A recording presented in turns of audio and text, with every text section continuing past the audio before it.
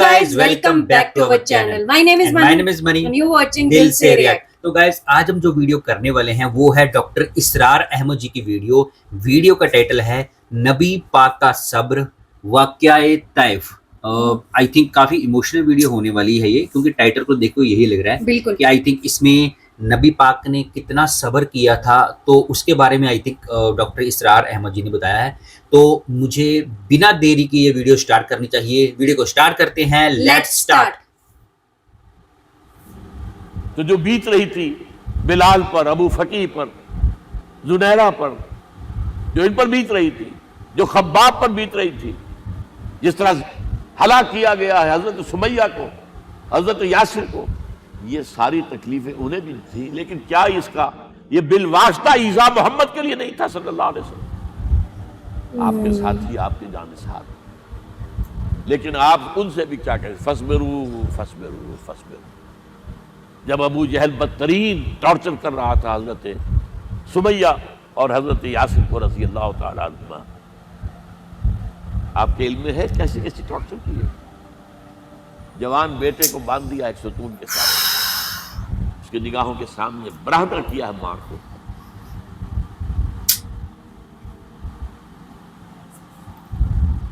ہاتھ میں ایک مورتی ہے. جب تنگ آ گیا، ستا کر تنگ کر کے مار مار کے حضرت سمیہ ٹس سے مس نہیں ہو رہی. کہتا ہے تم ایک دفعہ کہہ دو سمیہ کہ ہاں اس مورتی میں بھی کچھ ہے، میں تمہیں چھوڑ دوں. انہوں نے تھوک دیا، برچھا مارا ہے شرمگاہ کے اندر.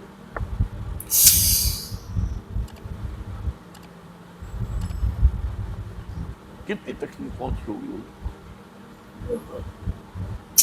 لیکن آپ گزر رہے، اصبروا یا آل یاسر فإن موعدکم الجنہ. اے یاسر کے گھر والوں صبر کرو، تمہارے استقبال کی تیاریاں ہو رہی ہیں جنت. یہ سیرت کوئی بناتا سناتا ہے. یہ سیرت یاسر کے ساتھ کیا کیا ہے؟ 4 اونٹ نر سانڈ، اور ان کے ساتھ رسے باندھ کر ایک رسے سے ان کا ایک بازو باندھا، ایک سے دوسرا بازو، ایک سے ایک ٹانگ، دوسرے سے دوسری ٹانگ. انہیں دوڑایا ہے کہ پرکھتے ہو جیسے. کیا یار، یہ دین ایسے ہی قائم نہیں ہوا. عدل و انصاف کا نظام ٹھنڈے ٹھنڈے قائم نہیں ہوتا، گھر میں آرام سے بیٹھے ہوئے قائم نہیں ہوتا. صحیح بات ہے. اور سنیے، 3 برس شیب بنی ہاشم کے تو قید ہے. 3 برس ٹوٹل بائیکاٹ. ایک گھاٹی، ادھر پہاڑ ادھر پہاڑ، دونوں طرف جو ہے پہرے، کوئی کھانے پینے کی چیز اندر نہیں جائے گی. اور پورا خاندان بنی ہاشم، وہ بھی کہ جو ایمان نہیں لائے، وہ قبائلی زندگی تھی نا. بنو ہاشم چونکہ حضور کو پشت پناہی چھوڑنے کو تیار نہیں ہوئے، ابو طالب نے آخری وقت تک بھی ساتھ نہیں چھوڑا. ہاں، آخری وقت کے قریب ایک بات ہو گئی تھی. ایک مرتبہ تو ہوا کہ وفد آیا ہے قریش کا کہ اپنے بھتیجے کو روک لو، وہ ہمارے معبودوں کی توہین کرتا ہے. ابو طالب نے بلایا اور آپ سے کہا کہ یہ اپنے رویے کو بدلے. آپ نے فرمایا آپ نے کیا جانا، اب تو چاہیے میرے ایک ہاتھ پر سورج اور دوسرے پر چاند رکھ دے، میں اپنے اس مشن کو چھوڑ نہیں سکتا. اور ابو طالب کے عین انتقال کے وقت جو معاملہ ہوا، جب وفد آیا ہے کہ ٹھیک ہے اب ہمارا جو ہے صبر کا پیمانہ لبریز ہو گیا ہے، اب ٹھیک ہے آ جاؤ میدان میں، تم بھی ساتھ چھوڑنے کو تیار نہیں. ابو طالب نے بلایا ابو، بھتیجے مجھ پر اتنا بوجھ نہ ڈالو جو میں برداشت نہ کر سکوں. ہاں بالکل. حضور کی آنکھوں میں آنسو آ گئے. چچا جان اب تو یا یہ بات پوری ہوگی یا میں اپنے آپ کو ختم کروں، اسی میں ختم. 12 شیب بنی ہاشم میں 3 برس اس حال میں گزرے ہیں. ٹوٹل بائیکاٹ، کوئی کھانے پینے کی. کچھ لوگ تھے شریف النفس، مثلا حکیم بن حزام تھے رضی اللہ تعالیٰ، اور بعد میں ایمان لے آئے. حضرت خدیجہ کے وہ رشتے دار تھے.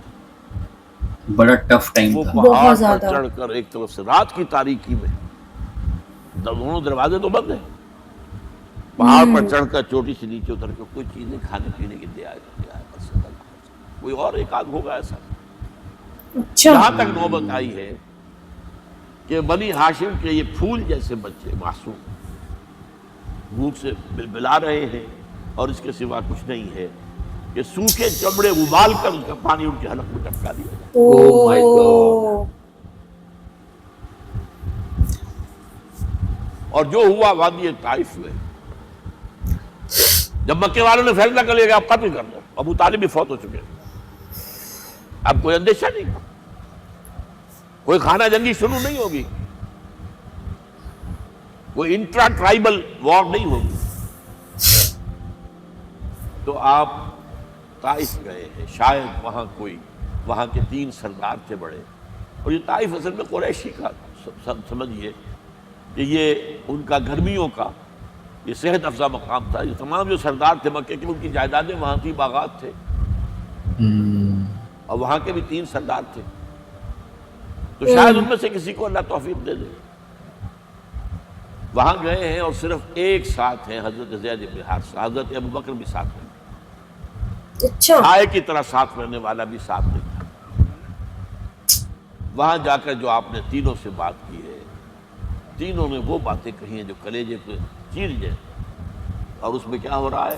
اسٹریٹ ارچنز جو کہلاتے ہیں ہمارے جھوکرے گلیوں کے، انہیں اشارہ کر دیا ذرا ان کی خبر لو. اب وہ پتھراؤ کر رہے ہیں. جیسے ہمارے ہاں کوئی آ جاتا ہے، کوئی نیم پاگل یا کوئی اور کسی طرح کا مست قسم کا آدمی، اور اس کے اوپر چھوکرے چاروں طرف ہوں اور ستا رہے ہوں. یہ نقشہ تھا، اور طائف کی گلیاں تھیں، اور محبوب رب العالمین تھے. ادھر سے پتھر آ رہے ہیں تو زید بن حارثہ رکاوٹ کرتے ہیں، لیکن پیچھے سے آ رہے ہیں. وہ کیسے مطلب پیچھے جاتے ہیں تو ادھر سے آ رہے ہیں. جسم لہو لہان ہے، خون رس رس کر زخموں سے جوتیوں میں آ کے جم گیا ہے. Oh my God. پھر وہاں سے آپ نکل کر گئے ایک باغ میں، تھوڑی سی پناہ لی ہے تھوڑی دیر کے لیے. جوتے بڑی مشکل سے اترے ہیں، خون جمع ہوا. اور وہ جو پھر دعا نکلی ہے آپ کے، وہ کلیجے کو چیر جانے والی. اللہم الیک اشکو ضعف قوتی وقلت حیلتی وحوانی علی الناس.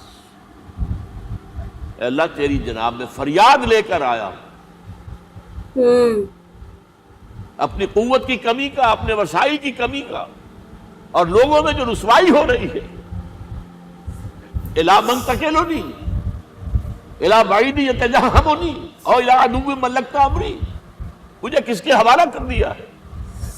مجھے دشمن کے حوالے کر دیا جو چاہے میرے ساتھ کر گزرے. لیکن پھر مقام عبدیت کا ظہور ہوتا ہے. ان لم یکن علی غضبک فلا ابالی. اے اللہ اگر تو ناراض نہیں ہے، مجھے اندیشہ یہ ہو گیا کہ کہیں تو ناراض تو نہیں ہو گیا ہے، کہیں تو نے میرا ساتھ تو نہیں چھوڑ دیا. اگر تو ناراض نہیں ہے تو مجھے کوئی پرواہ نہیں، جو ہو سو سر تسلیم خواہ میں جو مزاج یاد گیا. واپس آئے ہیں تو مکے میں داخل نہیں ہو سکتے تھے، وہاں تو قتل کا فیصلہ ہو چکا. نبی پاک نا. بہرحال یہ چند باتیں میں نے آپ کو بتائی. باقی تو یہ کہ غار ثور ہے کیسی کیسی، اور پھر غزوہ بدر سے پہلے کی رات ہے، اور وہ آپ کا زندگی کا طویل ترین سجدہ ہے. اس میں جہاں تک یہ الفاظ بھی آپ نے کہہ دیا، اللہ اگر کل یہ جو 313 یہاں جمع ہیں اگر یہ ختم ہو گئے تو پھر قیامت تک تیرا نام لینے والا کوئی نہیں ہوگا. میں آخری رسول، اور میری یہ 15 برس کی کمائی. صحیح بات ہے. اس وقت کہا حضرت ابوبکر نے، وہ پیردار کی حیثیت سے کھڑے تھے، حسبک حسبک حضور بس کیجئے بس. بہرحال بدر ہے، احد ہے، زخمی ہوئے، دندان مبارک شہید ہوئے، خون اتنا بہا ہے کہ بے ہوش ہو گئے ہیں، اور خبر اڑ گئی ہے کہ آپ شہید ہو گئے. سب کچھ، اور سب سے بڑھ کر حمزہ کی لاش سامنے آئی. कैसी लाश, नाक कटी हुई है, कान कटे हुए हैं, ओह पेट चाक करके कलेजा चबाया हुआ है, ओह शिट, किस तरह बर्दाश्त किया देखी होगा। भी नहीं जा रही, इमेजिन भी नहीं किया जा रहा हमसे। अपने ऊपर तारीख करके देखें, ये हमजा कौन है? सीन याद आ रहे हैं यार, वो दूध शरीक भाई है, खाला का भाई, इतना जुल्म, साथ का छला हुआ हमजोली है और उसकी लाश है। जो कल्बे अतर पर बीत रही थी वो मदीने में आकर एक माहौल बदला हुआ था, तब वो बात सामने आ गई। तो मुख्तलिफ घरों से औरतों के बैन करने की आवाजें आ रही थी, इसलिए कि उस वक्त तक बैन करना हराम नहीं करार दिया गया था, ममनू नहीं था। आवाजें सुनकर हुजूर की ज़बान मुबारक से निकल गया, अम्मा हमजा तो फला बवा की लहू, हाय हमजा के लिए तो कोई रोने वाली भी नहीं है।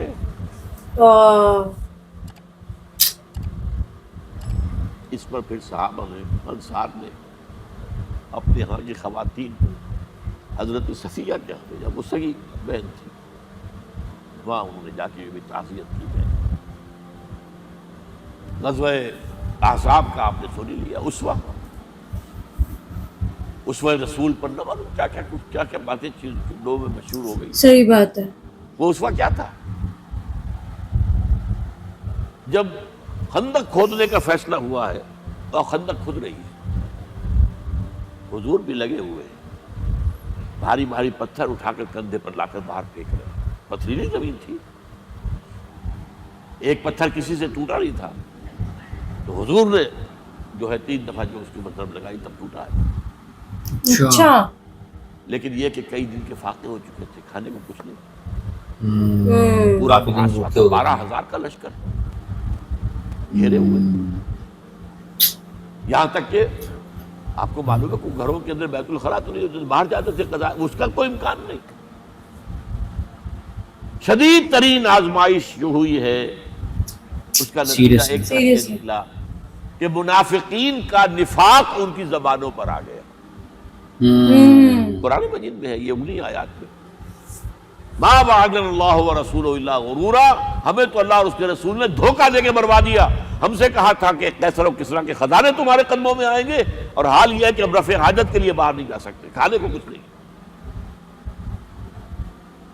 उस वक्त कुछ सहाबा आए हैं हुजूर सल्लल्लाहु अलैहि वसल्लम से, देखिए फाके से कमर दोही हुई जा रही है, हमने अपने पेटों पर पत्थर बांधे, चादरों के साथ पत्थरों कसा हुआ ताकि कमर सीधी।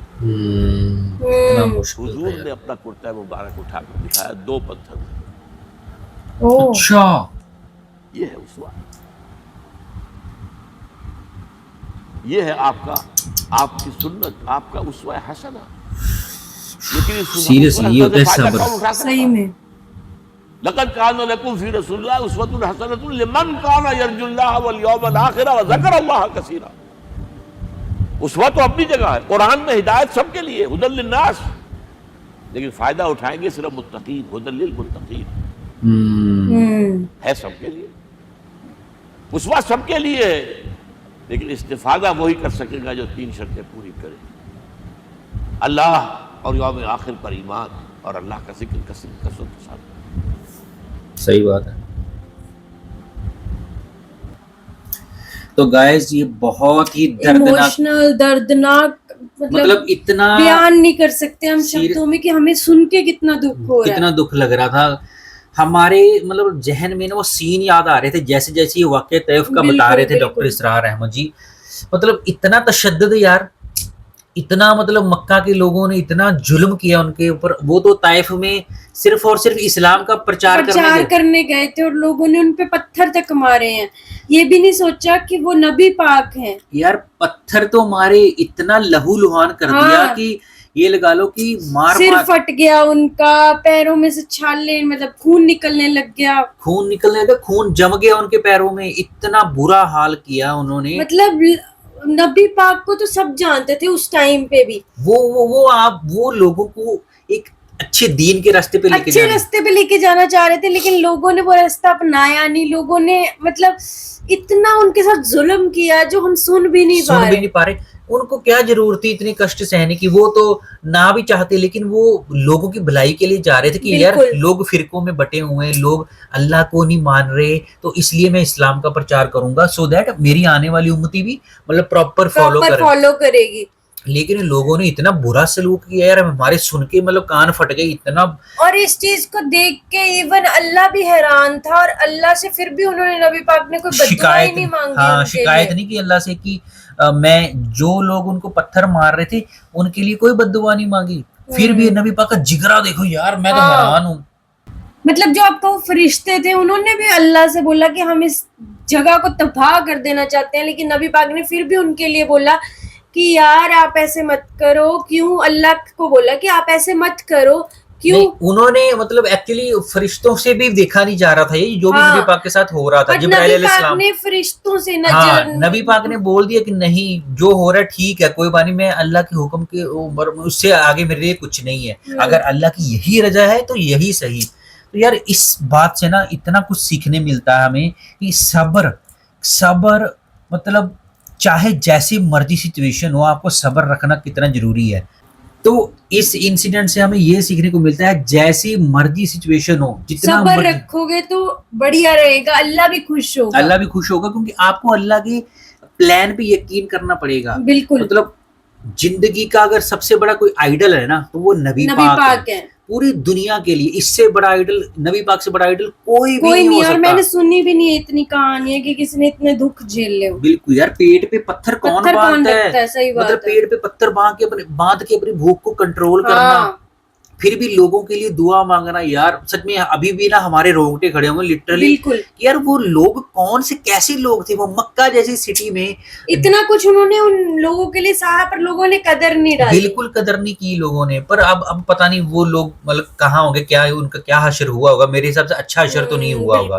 تو گائز بہت بڑی اگزامپل ہے یہ صبر کی کہ ہر کنڈیشن میں ہمیں صبر رکھنا چاہیے. تو گائز امید کرتے ہیں آپ کو ویڈیو اچھی لگی ہو. ویسے تو کافی ایموشنل ویڈیو تھا. تو گائز ملتے ہیں نیکسٹ ویڈیو میں. تب تک آپ لوگ اپنی فیملی کا خیال رکھیے, اپنے بچوں کا خیال رکھیے, اچھا کھائیے, اچھا پائیے. ملتے ہیں نیکسٹ ویڈیو میں, تب تک کے لیے سائننگ آف.